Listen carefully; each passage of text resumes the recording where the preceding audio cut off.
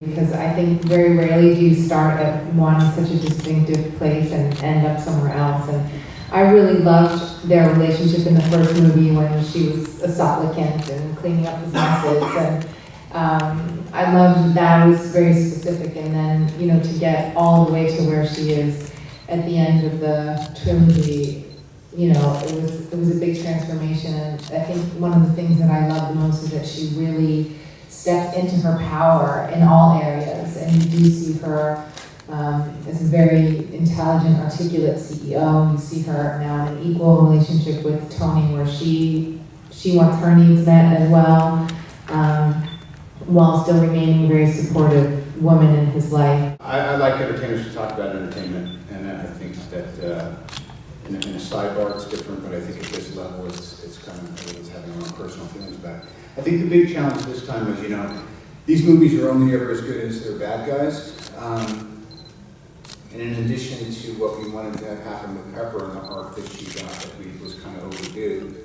was I really wanted it to feel like Tony and Brody last time decided that he wasn't an island and there was this kind of power of their partnership, and that expanded in the Avengers. So really all that was left was movies only as good as its bad guy.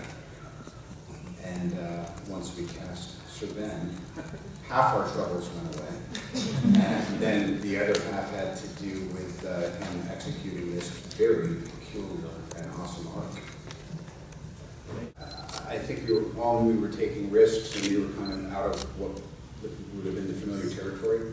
And his idea of a superhero running into a little kid in the heartland of America, I think wound up being a wise choice and kind of a calculated risk. Whenever we do improvise, it's minimal, just to maybe sharpen one or two ideas that we were playing with on the set.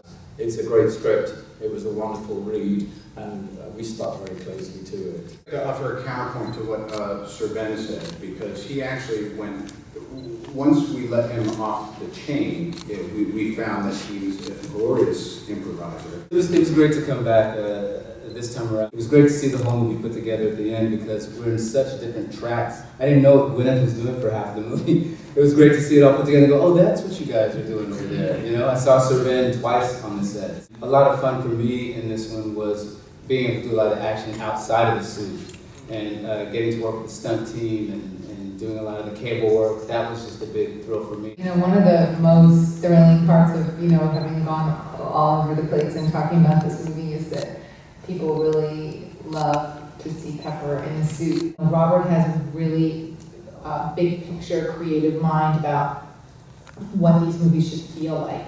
We all know that Marvel are amazing at, you know, the stunts and the CGI and the action and everything, but I think one particular strength of Robert's that we don't see on screen is the fact that he's always asking, like, what is the big picture here? How can we make it feel real? How can we make it feel like something we care about and we want to watch? So I think, you know, in terms of, I think that's why the movies keep working and they're not sort of like a weaker carbon copy of the one before. This film is to entertain. That's what we're hoping to do.